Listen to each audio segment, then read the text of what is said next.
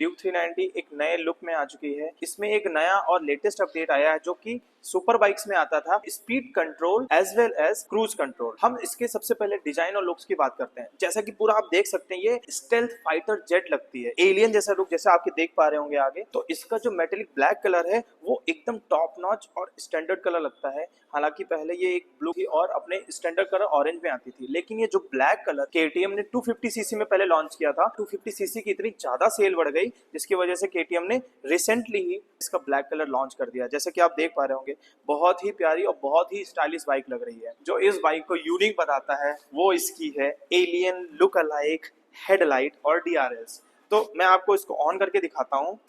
तो ये देखिए, ऑलवेज ऑन डीआरएस, ये आप देख पा रहे होंगे दोनों।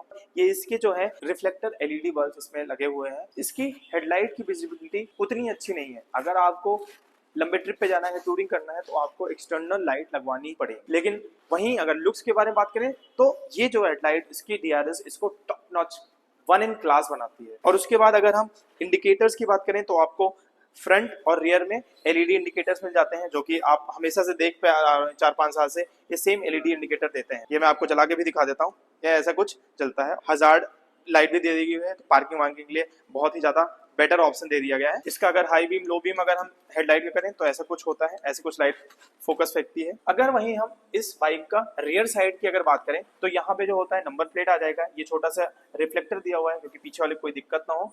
और ये जो है इसका टेल फ्रेम बैक साइड वाला दिया हुआ है, ये बैक साइड के इंडिकेटर्स हैं। और आप देख पा रहे होंगे टी शेप का बैक लैंप दिया हुआ है। यहाँ पे ये मेटेलिक कलर का कवर दे दिया है। अगर कोई भी मान लो यहाँ पे बैठ जाता है तो अगर ये कवर नहीं होता तो टूट जाती है लाइट। और ये जो है पकड़ने के लिए बहुत ही ज्यादा अच्छा ग्रिप दिया है। और जो इसका ट्रेलिस फ्रेम है इसको बहुत ही ज्यादा अजाइल और लाइट वेट बना देता है। लाइट वेट होने के कारण हैंडलिंग इसकी बहुत ही ज्यादा शार्प हो गई है और कॉर्निंग करने में मजा आता है। इसको जब आप हाईवे पे निकालेंगे या फिर आप सिंपल रोड पे निकालते हैं तो इसको मैनोवर करने में इजी हो गया है। तो गाइज अब हम इसके पावर और परफॉर्मेंस की बात करते हैं। जैसा कि जो इसका जस्ट ओल्डर मॉडल था ब्लू कलर वाला, उसमें LC4C इंजन मिलता था जो कि 45 PS की धमाकेदार पावर प्रोड्यूस करता था, as well as 39 newton metre का टॉर्क प्रोड्यूस करता था। इसका पावर और वेट रेशियो इतना ज्यादा एग्रेसिव है जैसे कि आप एक सुपर बाइक चला रहे होंगे। जहां की आपने बहुत वीडियो देखे होंगे, 390 इतनी ज्यादा पॉपुलर हो गई है कि इनिशियल में 3900 को टक्कर दे देती है। इसमें केवल कलर का अपडेट नहीं आया है, एक क्रूज कंट्रोल का भी अपडेट आया है। ये आप देख रहे होंगे, ये जो बटन दिया है इसमें 2 फीचर इनेबल्ड है। एक तो क्रूज कंट्रोल, दूसरा स्पीड कंट्रोल। स्पीड कंट्रोल जो बड़ी बड़ी कार और बाइक्स में BMW हो गया, डुकाटी हो गया या फिर मर्सिडीज जैसी कार में हो गया, उसमें देते थे कि आप उतने पे अगर स्पीड सेट कर दिए तो ये उससे ज्यादा तेज नहीं भागेगी। दूसरा जो सबसे खास फीचर आया है वो है क्रूज कंट्रोल। क्रूज कंट्रोल जो सुपर बाइक्स में आती है। अगर आप हाईवे पे जा रहे हैं या फिर कोई टूरिंग करने जा रहे हैं, 500 किलोमीटर आपको चलाना है, तो आप जो है इसका क्रूज कंट्रोल का पूरा फायदा उठा सकते हैं। इसमें जो है ये जो बटन दिया हुआ है आप देख रहे होंगे, ये जो है ये आप एक बार प्रेस करिएगा तो क्रूज कंट्रोल इनेबल हो जाता है। उसके बाद ये जो पॉजिटिव साइन है इससे आप स्पीड बढ़ा सकते हैं, बढ़ाने के लिए सेट कर सकते हैं। और ये जो बैक साइड है इससे आप स्पीड को घटा सकते हैं।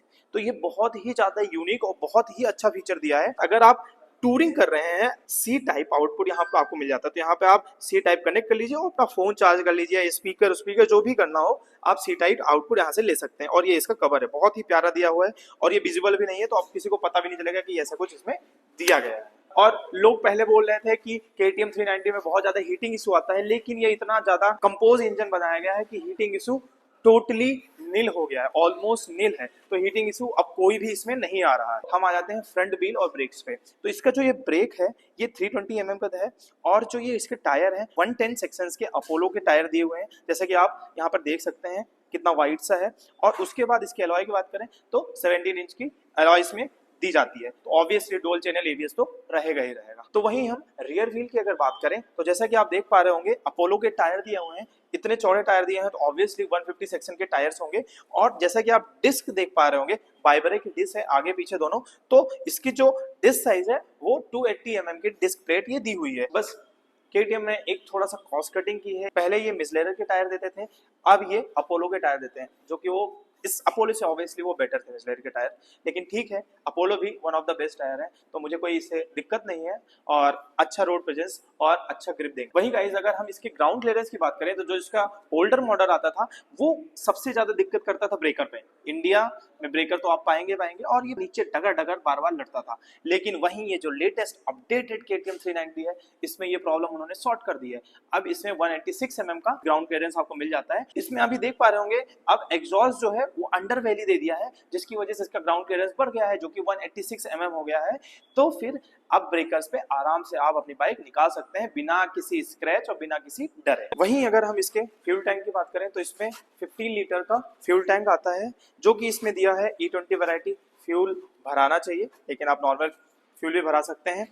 तो अगर हम इसके टैंक की बात कर ही रहे हैं तो माइलेज की भी बात कर लेते हैं। तो इसमें अगर आप इसको हाईवे पे चलाते हो तो 28 to 30 kmpl का माइलेज आराम से निकाल के दे देगी। तो वहीं अगर आप इसको सिटी में चलाएंगे तो आपको मिनिमम 25 kmpl का माइलेज आराम से मिल ही जाएगा। वहीं अगर हम इसके सीट की बात करें तो जैसे कि आप देख पा रहे होंगे स्प्लिट सीट है, ये जो है राइडर सीट है और ये पिलियन सीट है। इसमें देखिए ये सॉफ्टर साइड में है, तो ये बहुत ही अच्छा है और साइज से अगर आप इसको लॉन्ग ट्रिप पे लेके जाते हैं तो बेटर भी रहेगा पिलियन के लिए भी और राइडर के लिए भी। अगर वहीं हम अगर सीट RTR 310 या फिर RR 310 से कंपेयर करें तो फिर उसमें जो है वो हार्डर साइड आती है, क्योंकि उसमें हॉट एंड कूल सिस्टम दिया हुआ है जो कि वो सीट को हार्ड बना देता है। वहीं हम अगर 390 के सस्पेंशन की बात करें तो इसमें WP FX के सस्पेंशन दिए हुए हैं जो कि एडजस्टेबल है, जैसे कि आप देख पा रहे होंगे इधर व्हाइट एंड इधर रेड दिए हुए हैं, तो इससे आप बिल्कुल रिबाउंड और कंप्रेशन आराम से कर सकते हैं। और जैसा कि आप WP FX के बारे में सुने होंगे, ये बहुत ही हाई क्वालिटी के ये सुपर बाइक में भी दिए जाते हैं ये वाली सस्पेंशन, तो बहुत ही ज्यादा अच्छी क्वालिटी प्रोवाइड करते हैं। जैसा कि आप इंडिया के रोड के बारे में जानते हैं, पॉटहोल्स होते हैं, तो वहां पे बहुत ही ज्यादा आराम से और कंफर्टेबली ये बाइक निकल जाएगी। वहीं हम रियर सस्पेंशन की बात करें तो ये भी WP FX के मोनोशॉक सस्पेंशन आते हैं,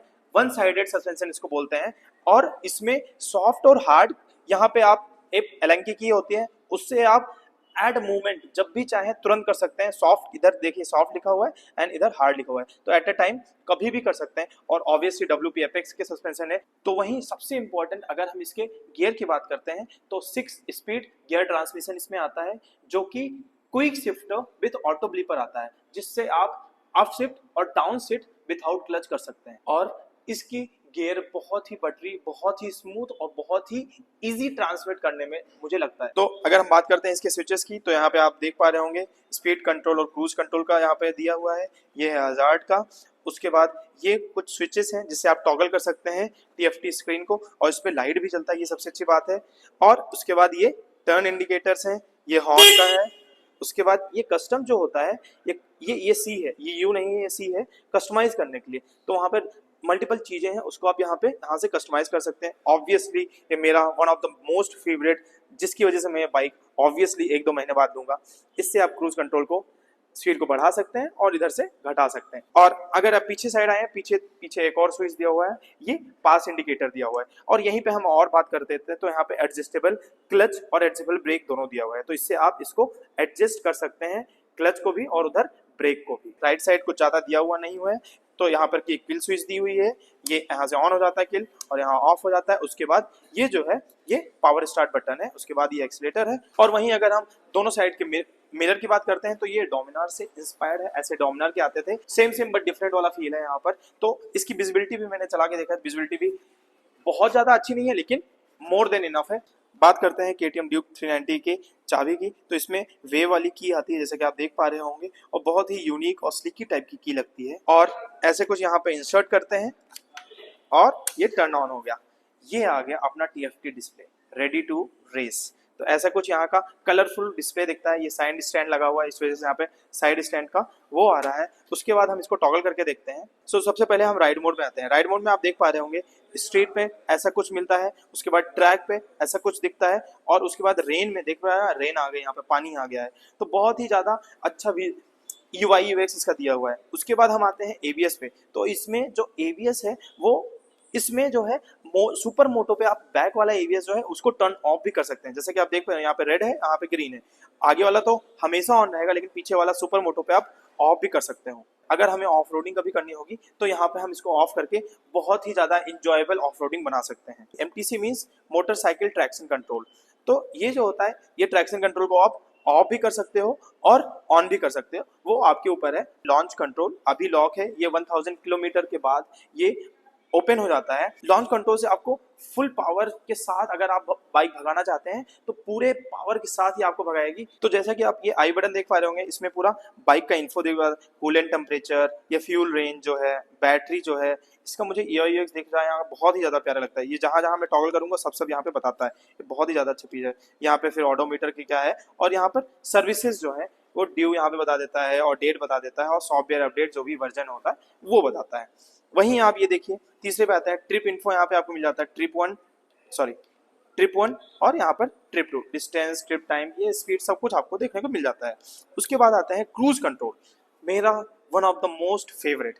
तो इसमें आप स्पीड कंट्रोल, जैसे कि मैंने बताया बड़ी बड़ी कारों मर्सिडीज BMW में होता है कि आप उतना स्पीड लॉक कर दीजिए, 90 पे लॉक कर दिया तो 90 के ऊपर ये बाइक नहीं जाएगी। तो अगर आपका दोस्त कोई मांग रहा हो और आप उसको मना नहीं कर सकते हैं, तो आपको अगर डर लगता हो क्योंकि ऑब्वियसली हाइपर बाइक है, तो आप इसको, ये सीक्रेट है, आप इसको आराम से स्पीड कंट्रोल पे जाइए और 80 पे लॉक कर दीजिए, वो 80 के ऊपर इस बाइक को लेके ही नहीं जा पाएगा। तो यहाँ पे आप देख पा रहे होंगे, यहाँ पे स्पीड कंट्रोल है, इसको लॉक कर दीजिए। 1000 किलोमीटर बाद इसमें दो और फीचर खुल जाते हैं, एक नेविगेशन सिस्टम का फीचर खुल जाता है और एक म्यूजिक का फीचर। ये जो है आपको KTM के साथ प्रीमियम, इसके एप्लीकेशन पे आप जाएंगे तो ये आपको प्रीमियम इसका लेना पड़ेगा। कुछ आपको पेमेंट, जैसे स्पॉटिफाई, यूट्यूब के लिए प्रीमियम के लिए पैसे भरते हैं, वैसे यहाँ पर भी आपको पैसे भरनेंगे, वो ऑस्ट्रेलिया के वहां पे आएंगे और कुछ 4-5 दिन में आपका ये एप्लीकेशन एक्सेप्ट हो जाएगा और फिर ये दोनों फीचर आपके बाइक में खुल जाएंगे। उसके बाद हम आते हैं लास्ट में, जो कि एक सेटिंग टाइप का है। तो इसमें आप फेवरेट्स अपना सेव कर सकते हैं, फेवरेट 1, फेवरेट 2, फेवरेट 3, मतलब डिफरेंट चीजें आप यहाँ पे सेट करते हैं। क्विक सिलेक्टर्स जो है, यहाँ पे आप अपने बटन्स को कस्टमाइज कर सकते हैं। उसके बाद कनेक्टिविटी आ गया, जो मैंने आपको ऑब्वियसली बताया है। क्विक शिफ्टर का फीचर आ गया है, यहाँ पर ऑन करना है ऑफ करना है वो आपके ऊपर है। उसके बाद शिफ्ट लाइट है, शिफ्ट लाइट तो ये इंजन फ्यूल इंडिकेटर है, इंजन इंडिकेटर है। उसके बाद ये क्रूज कंट्रोल इनेबल और क्रूज कंट्रोल डिसेबल करने का फीचर दिया हुआ है। तो अभी इनेबल नहीं है, ऑब्वियसली चल नहीं रही है, तो यहाँ पे जब इनेबल करोगे तो यहाँ पे ग्रीन लाइट बन जाती है, यानी कि इसका मतलब क्रूज कंट्रोल ऑन है। ट्रैक्शन कंट्रोल का है, ABS साइन है, न्यूट्रल, टेम्परेचर और ये कौन सा मोड है वो बताता है। आफ्टर दैट स्पीड, यहाँ पर मोटरसाइकिल ट्रैक्शन कंट्रोल ऑन या ऑफ, ABS तो यहाँ पे ऑन या ऑफ ये बताता है। और ये डिफरेंट चीजें हो गई हैं। ट्रिप 1, इसमें कितनी स्पीड लेके गए हो, बैटरी, एंड उसके बाद ये समथिंग ट्रिप से रिलेटेड है। तो अब बाकी मैंने पूरा इन्फो दे दिया है, अब हम इसको एग्जॉस्ट साउंड भी आपको सुना देते हैं। तो इसको हम ऑन करने जा रहे हैं।